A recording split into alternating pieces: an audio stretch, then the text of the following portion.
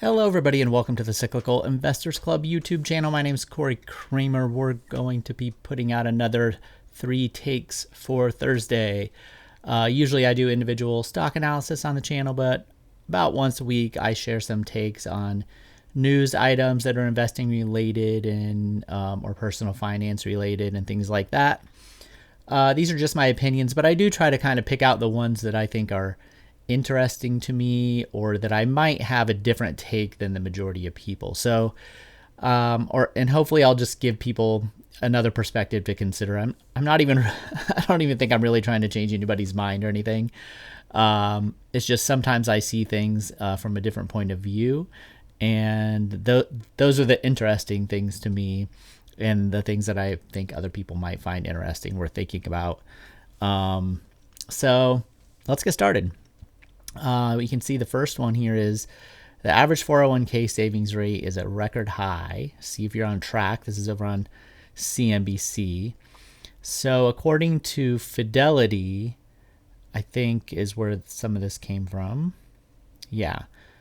14.3% if you include employee contributions is the savings rate going into 401ks.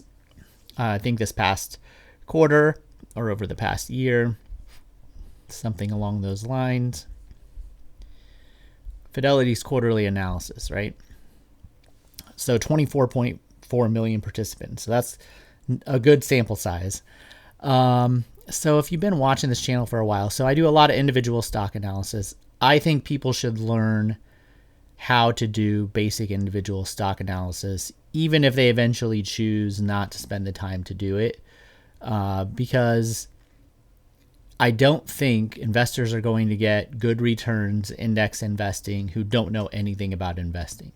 I understand that they've been able to do that for the past 30 years or so, maybe even 40 years, but not really only since the 90s that more and more people been using 401ks. And so the fact that record number of people are doing it should be a little bit of a warning sign that it's probably not going to produce good returns, especially compared to what it has done in the past. And this is accelerating, so people are actually saving more. A lot of times they automatically set people up to contribute to the 401k. That's like the default, basically, in some places. And then when you get raises, then they automatically increase. So if you're Fidelity, you make money when people save money. And the 401k stuff basically allows you to set money aside tax-free, and then you pay taxes on it when you take it out. And usually it gets invested in some type of indexed fund or fund that Fidelity or Vanguard or one of these other businesses run. And the reason that buying stocks is buying a small piece of a business, right? And the stock market is basically an auction process, right? So if all kinds of people are coming into the auction, just think you're auctioning rare cars or something like that, Barrett Jackson or something.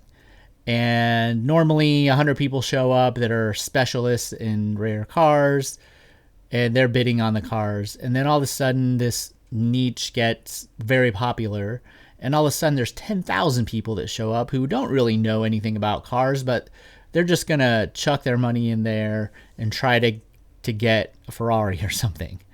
The odds that they overpay at an auction for a vintage Ferrari are extremely high. And the odds are the auction company will even go out and try to find more cars to sell because there's so many people that want to buy them so that they can make more commissions, right? So Fidelity's like the auction company, basically. They're making a commission off of and not just them, but all these places. They're making a commission off the people who automatically save their money into these accounts. Nothing wrong with that. But they're not really providing much value other than ways to easily save your money and defer the taxes until you're retired. Investors that learn how to buy individual stocks, and I'm totally talking my own book here, but it's because I do really believe it, they will be in a much more likely to get better returns from their investments and to pay lower fees over the long term as well. So I'm not totally against 401ks as a forced savings plan. That's a real thing. And so when I scrolled down, I haven't got there yet. So some of the interesting, here we go, the free money, right? So this is how they entice you in other than the tax deferment. The employer matches, this is on average, they match 100% the first 3% of contributions and then 50% afterwards. So that sounds like a good deal, but they could just pay people the money, right? And then you just get paid more money and you make more money. So it's not like you're getting like a free gift. You don't get the option to say, no, I'd rather not save in this 401k and instead make 3% more or 4% more a year. So it really is, the benefit is a forced savings plan. And then this is one of the carrots that they put out to force you to save money. It also directly ties you to your employer more. You have to go through your employer. They get to determine what sort of investments you can make, how it's all set up. And then if you leave, then you have to try to get it. Sometimes the money that they put in with you, it takes time to vest, right? So it's a way to, keep you there longer to get the money you could have just gotten in your paycheck. There's all sorts of like crafty little things that I don't really like about it. But the honest truth is most people don't save very much money. So it is a good way to force you to save money. It's kind of like buying a house. It forces you to build equity basically in something that's illiquid, so you can't as easily go on vacation with that money instead or something. So generally speaking, again, I'm not giving like personal financial advice, but if your employer offers 3% to match 3% and then to match 100% on the first 3% of contributions and then 50% on the next 2%, so you contribute 5%, they put in 4%, you got a 9% of your income going into it ultimately. I think you can't really pass it up very easily if you're getting that decent of a deal. If it was worse than this, then I wouldn't even contribute to a 401k. But it's pretty good for savings. You can also use it as like an emergency plan. If you put half of it in whatever their cash equivalent is, half of it in like the S&P 500, if they have one of those, it's really cheap fund. That's enough to make sure that you're not going to probably lose a bunch of money over the long term. And again, it's more in line with like a forced savings. So you can maybe, if you're married and your spouse loses their job for a while, this happened, especially in the Great Recession. So if we have another recession like that, you can borrow money from your 401k. And then you pay yourself the interest, right? So there are situations like that where that's much better than going into debt, running up credit cards, defaulting on like a car loan or a mortgage. So that's a really good situation. Now you have to pay that money back or you have to pay taxes on it and so forth. But when you get in a situation like that, like that's like the least of your worries. What you want to do is keep your good credit, stay in your house. I'm talking like this all happened in 2008, 2009, 2010, like even 11 and 12. People through no fault of their own, really, maybe even businesses, maybe they were doing business with some other business that went bankrupt and then they couldn't pay them. And then this happened a lot. And so it wasn't really anybody's fault and it wasn't necessarily predictable when you're 3 degrees away from the person who caused the problem. Having that 401k money. Now you don't want it all like in the market because the market fell 60%, but if you put half of it in there to guard against inflation, half of it in whatever the short-term cash money market equivalent is, then you might take a little bit of a hit and have to borrow against some of it, but you should have enough. If you work there a little while, you should have enough money to help you get through, a difficult time. Obviously that's not, what you want. That's not optimal. But it is a good use of the 401k, I think. So I'm looking at some of the stats here. So about 57% of people are in one of these plans now, and that's probably going to grow. So to me, once you get, I'm just using the average numbers here. Once you get that initial 5% in, now people are putting in nearly 15%, which is the recommended amount. So they think they're doing the right thing or the best thing because that's what they're being told to do by the people that make money off of the money they save. For me, I would stop in this situation here with this average statistics. I would stop at that 5% going into a 401k, take the other 5%, put it in a Roth IRA, and then take the other 5% and put it in a health savings account. Now, if you make too much money, you can't do all that all the time. I get that. So you might be stuck kind of building up the 401k. There are some 401ks where you can select individual stocks. That's, you want to try to work toward that. If you're in kind of one of those situations and so forth, there's ways you can improve it a little bit. But really, I think spreading savings from the 401k to the Roth, which you don't have to pay taxes on, to the health savings account, which you don't have to pay taxes on when you put money in and when you take money out, as long as it's on healthcare, basically. And we all in America are going to end up with that bill eventually. So, and then what it gives you is down the road when you retire, it gives you flexibility. We don't know what the tax situation is going to be. If you're my age, you don't know what it's going to be in 15, 20 years. And if you're younger, then you really don't know. If you have one account where you can take taxable money out up to maybe a certain limit, a certain threshold of income that you don't want to go over for tax reasons, and then you can go into your Roth IRA and take money out that you don't have to pay taxes on in retirement. You get a lot more control over your taxes in retirement, which is going to be a major thing for most people if they've saved, a decent amount of money. So to me, that's smarter than just blindly putting 15% in a 401k where you usually don't have a lot of control. You have fewer choices. You're going to have to pay taxes on all the money when you take it out. You have less flexibility going forward. You're missing out on the health savings account where you don't have to pay money going in or out.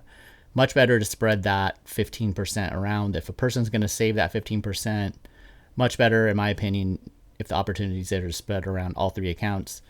And so that's my thoughts on that. Now, I'm looking, the estimates are like 7 to 8% of people are contributing to Roth IRAs right now. And I saw some stats, I didn't double check this right before the video, but the health savings accounts are like 2 or 3%.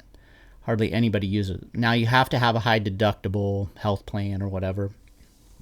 So there's some restrictions.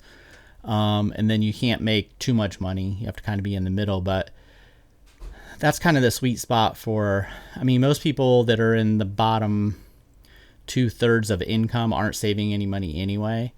So we're already talking about, the top third income makers, and then the top 5% probably make too much for some of these plans. So you're kind of in that, I would say 65 percentile up to or maybe not, 65% up to like 90 or 95 percentile of income. That's where all these plans kind of make a difference. Spreading it around as much as you can on those, I think, is a good idea. So everybody loves all these numbers. Everybody's saving all this money and putting it in their 401ks. Learn to invest in individual stocks as best you can. Watch my channel. And then spread those bets around. And in the Roth and in the HSA, you can control those individual investments better and tax-free once you pay your initial tax on the Roth. All right, next news item. Okay, so this isn't a news item. This is a meme that I saw. So this is my second take, I guess, on social media. And it kind of illustrates these kind of black and white things that social media just gets wrong. If you think of the arguments between like boomers and people younger than them, this kind of has to do with it. So it has to do with cars and car payments and personal finance. So I tried to search the meme so I could show it and I couldn't find it. But basically there's one guy that it shows and he pays $80,000 for a new car with a $1,200 car payment, and then that he borrows for. And so he takes a loan to buy this new car. The other half was like a girl who pays cash for her car and takes her $1,200 and invests it or whatever. So this does have to do with investing in the meme wise. And it grows to like some ridiculous amount, like $500,000, something, I don't know, $250,000.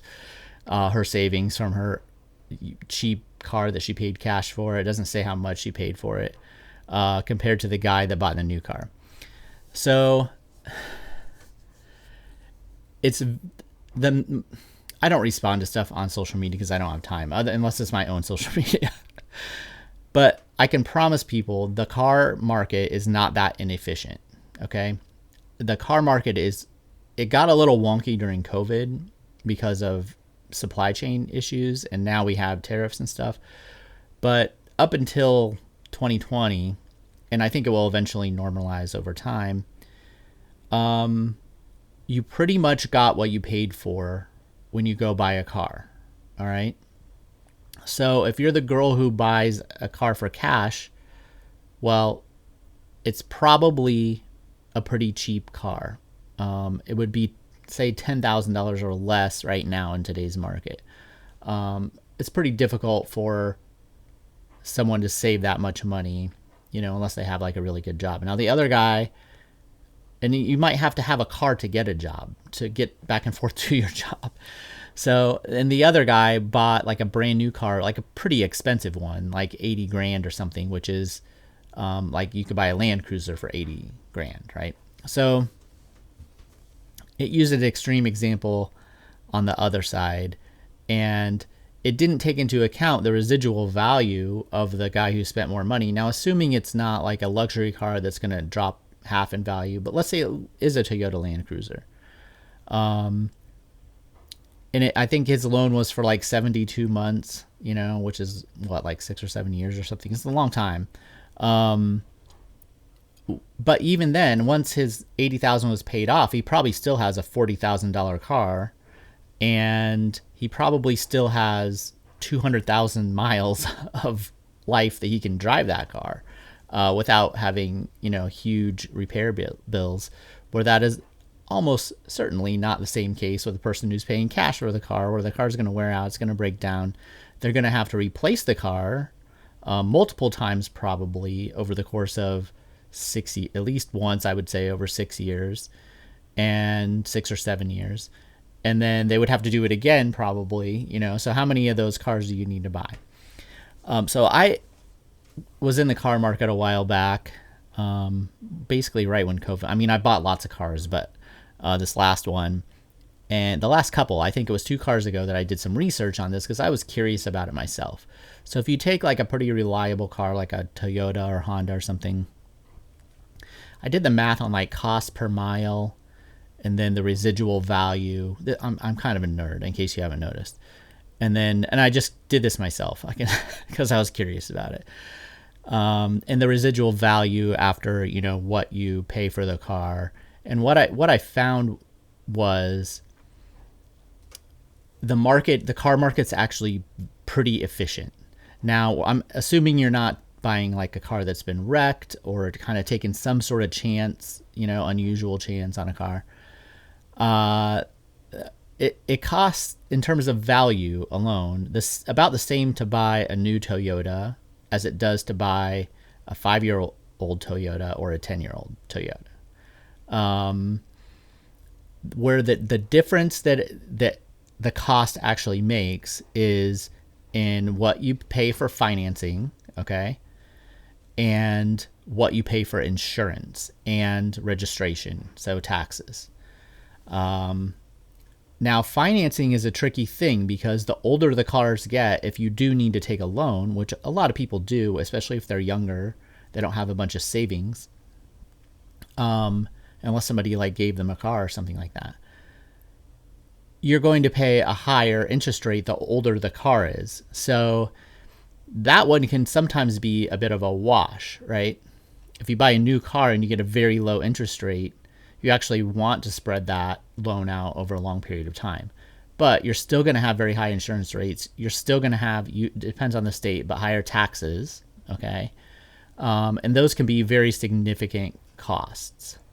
Not only is the insurance rate going to be higher, but you'll have to carry full coverage insurance. So that's another level of like insurance that you need to pay when you're financing. If you finance it, you're going to have to pay for full coverage insurance to cover the bank. But if you take those things out, the market's pretty efficient, like in a cash market with only paying liability insurance. So with that in mind, these little situations that people, that the memes and, it's always usually, people listen to it's like Dave Ramsey versus, the spendthrift or whatever. It's not that Dave Ramsey's wrong. He's right. But it's not as easy, especially now, as it was when I was a teenager, when I bought my first car. So I think there's like an in-between that a person, can find if they're actually being realistic about buying a car. So my general rule is, and I thought about this a little bit for, other people, because usually people just think about themselves. They don't think kind of what situation the average person is in. But usually if you can, get a good car at a decent price and you get a 3-year loan on it, you want your car to be able to last at least 6 years before it needs more major repairs and things like that. So that's you'll do just fine. You think about it, you pay your car off in 3 years, your insurance rate can go down, and you can, if you want to, you can save that money you were making on a car payment for 3 more years. And then when your car is 6 years old or 7 years old, you can go out and buy a similar newer car, but that was similar to when you bought this one new, and you could pay cash for it, right? And so now you're still not buying a new car, probably. You could buy a new car and pay it off 3 years, but most people don't do that. And that's generally a good rule to go by, unless you already have the cash kind of sitting around. You don't have to buy a total beater that's going to break down on you, leave you. Now, my family and I we do trips all across the country. I'm not driving me and my family through the deserts of Nevada with a car that's not reliable, that could break down in the middle of the desert or the high mountains, or have the brakes go out when you're, driving down the mountains and things like that. So now, if you don't live very far away from work or something, that's a good plan too. You could buy a car that you don't rely on as much. But I do think, and some people are against cars altogether, I think cars are pretty important as just a means of independence. We kind of got a taste of some of it during COVID, when it was difficult to fly, difficult to take public transportation. This is one of the reasons why cars prices shot up, other than just the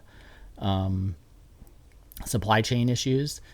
If you have a car and I've camped all over the United States. You can go and do, in the US, gas prices aren't usually expensive. You can go a long way and do a lot of things in a car without ever even getting on an airplane. And then you're not dependent on the airline prices. You're not dependent on, if you have a family like I do, it's even, if you're single, it's different and you're living in the city. Yeah, you might not need a car. I've had a couple times I lived in Virginia Beach on the beach. I just had a bicycle. That's fine. But, for most people, eventually they have like a family and so forth. So you need to transport at least 2 people and maybe 4 or 5 or 6 of them. And that's when the car comes in handy. So I pulled up just some of the statistics here to take a look at it. So new vehicles, average price about $40,000. That doesn't seem like super expensive to me, but the average term loan is 68 months. So that seems really high to me, especially at an interest rate of 6%. So, and the monthly payment is probably pretty reasonable. It's mostly going to be about the term here. You'd want to cut that down to at least no more than 48 months on a new car. And you could probably get the interest rate down a little bit with that shorter term. And if you're buying a $40,000 car, it's probably going to be like a sedan or one of the less reliable brands, if you're getting like an SUV or something, or a very basic model, which is nothing wrong with that. So to me, the biggest issue here right now on these average numbers is just the term. And then you're going to pay more taxes and things like that. But at $40,000, that's not too much. I honestly think the cars most people are buying are when I was looking for what I wanted, I mean, the new ones were 55, so maybe prices come down a little bit. But now when we go to 5-year-old vehicles, there's a couple things that jump out at me. One is the term that's almost as long as a new vehicle. So that's a little nuts to me. To buy a 5-year-old vehicle that's a 2020. I just bought a 2020 last year for about this average price, actually. And it was, I got a 3-year loan on it at 1.99%. So the average interest rate is almost 12%.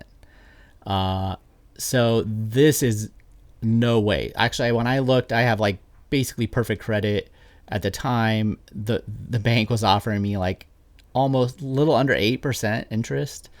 So I watched for a deal through Honda financing, and they had one for like 1.99%, and that's when I went out and so I was able to pay an average price, a loan that's half that almost in duration, and then an interest rate that's 1/10 basically of that, or 1/9 of the average interest rate. Now the monthly payment's higher, but the car is paid off after 3 years, and it's only, and it's, you know, it was a Honda, so it's going to last a long time. It has less than 100,000 miles still. It probably will by the time it's paid off. So you can look at these and try to figure out where you have an advantage. Now, if you're younger, you're not going to have a good credit score because you don't have long credit history. So you're going to kind of get, you know, a tougher deal. You're going to be down here in the older 10-year models. And then look, they're capping their loan terms on average at 36 to 48 months, which is actually what you want. So you're getting more in line. Now I have an older Honda that I bought in 2019, I think. And same thing, I got like a 3-year loan on it. I think the loan rate was like 4%, or it was less than 5%. And paid like $12,500 for it. I just saw one for sale for $10,000, and that's how crazy the used car market is right now. But so a person going out today is going to pay 10 grand for that car. Maybe they can get a deal like 8 or something. But they can get a pretty low interest rate.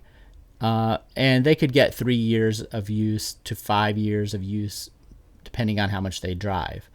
So one way to kind of help with this is if you can get close to where you work or where there's a lot of jobs, that's worth it because you can get a less reliable vehicle and put fewer miles on it. We do a lot of cross-country road trips, but I mean, I work from home now, but even when I didn't and I worked in town, we usually on 2 cars would put less than 15,000 miles a year. And so when you do that, you can buy older cars that you don't have to drive a lot. You're also not in them a lot, so they don't have to. We usually got pretty nice ones, even though they were used. But I mean, when I did work one job where 2 days a week I would commute like 40 miles or something like that. And it's nice to have, one, a reliable car, two, a nicer car, because you're in your car for 2 hours a day. And you're going to put more miles on it. So just everybody has their own kind of thing. But that 36-month loan period, I think, is the key. And then you have to just kind of look for areas where you have an advantage over the market, because the market's pretty efficient. If you can fix cars, you know, maybe you have a garage where maybe you rent a place or own a place with your own garage. Well, that's good. That means if you buy like an inexpensive Ford or something like that, that's not too hard to work on. If a starter goes out, or you can do the brake, you can learn how to do these basic things and then go to the auto parts store and they'll get your money instead, but you can save on some of the labor and and you can buy a cheaper car. Now my AutoZone stock has done fantastic because so many people are doing that. Again, it's pretty efficient. So AutoZone's cashing in. Unfortunately, I am too because of that. On the fact that a lot of people are buying cheaper cars that just need things replaced more on them, and they're doing a lot of that work themselves. And that's been a trend, and it's been the same for O'Reilly and so forth. All right, last order of business. So Bloomberg's Wall Street Week has redone their format of their show this year, and it's really, really good. So I really want to give a shout out to them. I'll put a link down in the description, but you can just Google Bloomberg, Wall Street Week, and then you can go watch that. I think you can just watch it right here on their site. It started to play, and then I paused it. I watch it on the Bloomberg television channel on Roku. If you're on Roku, you can. If you have one of those, you can download it. And I watch a ton of Bloomberg. And I usually get up on Saturday mornings, and when I have my coffee, I watch Wall Street Week. But they've just been fantastic. This week was air traffic control, undersea cables, and international students. International students is the one I want to just briefly kind of talk about a little bit, just because I think it's interesting. Right now the Trump administration is basically trying to ban international students from going to Harvard and Columbia. But I would say by doing that, they generally make it pretty unfriendly for any I think any international student would second guess coming to the U.S. right now. I'm not sure that is a direct, that was the intention. I think it really does have to do specifically with some of the Ivy League schools and some of their policies that the administration doesn't like. But it brings up, and they have a big section on it here on the Wall Street Week, so that's worth watching. But one thing I think people kind of get wrong is they think if you take Harvard, which is in the spotlight, the students are really the assets here. And they've been, I don't know if I want to say I don't know. I have a lot of weird, unique takes on some. Like, to me, like a place like Harvard, that it's designed so that rich people's kids can mingle with smart people. Okay? That's my controversial take, I guess. And the schools, all the Ivy League schools for the most part, try to convince people that they are important, that they are more important than the students and the faculty that go there. Mostly we're talking about students. That's not true. It's very good marketing. It's not true though. The really smart students, they are actually the ones who are the assets that any school would want them to go to. Now, I think Harvard sets they had, I'm going to say it wrong, so hopefully they don't sue me, but they sued to keep secret their admission methods, I think is what it was. It's like a trade secret or something like that, which I thought was interesting.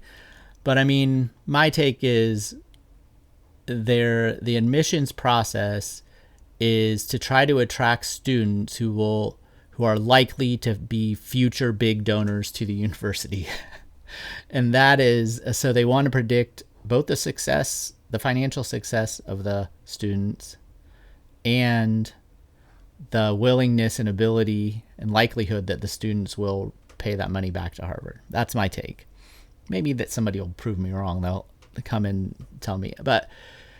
And so they don't want it's a competitive thing. It's like a business, which, again, there's legitimate complaints, I think, against this. So I think the whole exclusivity thing with the Ivy League schools, if they're taking public money, they should just have a lottery. Like, you meet the basic standards, then they have a lottery. That would be the fair way to do it.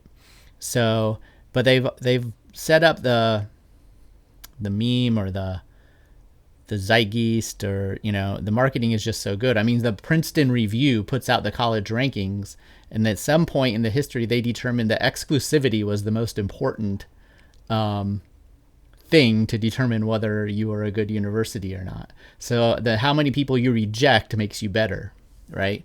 And in the past few years, there's enough intellectuals on the internet out there that don't owe Harvard anything, or Yale or Princeton, that they can point out how ridiculous this is, but everybody bought it. It's like in every movie when if there's a smart scientist, they always went to MIT.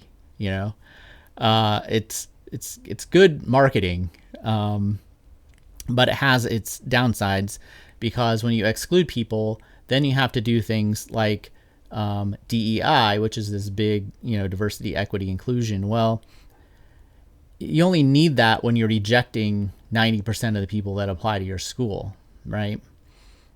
At this university I went to, where 80% plus people get in, as long as they meet the basic standards, you don't really need DEI, because anybody that wants to go there, who's going to really benefit from it can go there.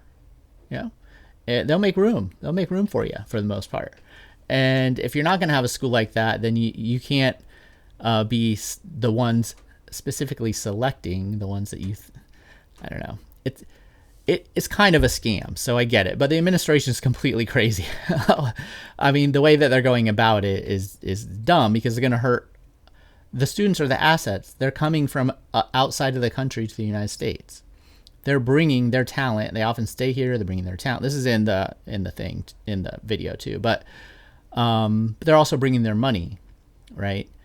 And we're going to have less of that coming in. You know, if we cared about trade imbalances, we would want as many international students with money to come here who almost always pay full price.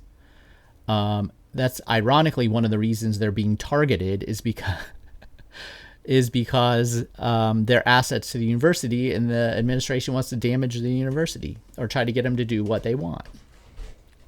So it's interesting to think about, but check out Wall Street Week. Put in the comments what you guys think. I don't care whether people agree with me. I'm not trying to change anybody's mind, really. I'm just trying to offer up some different points of view and different ways to think about things. So put in your comments what you guys think, and I'll see everybody next week.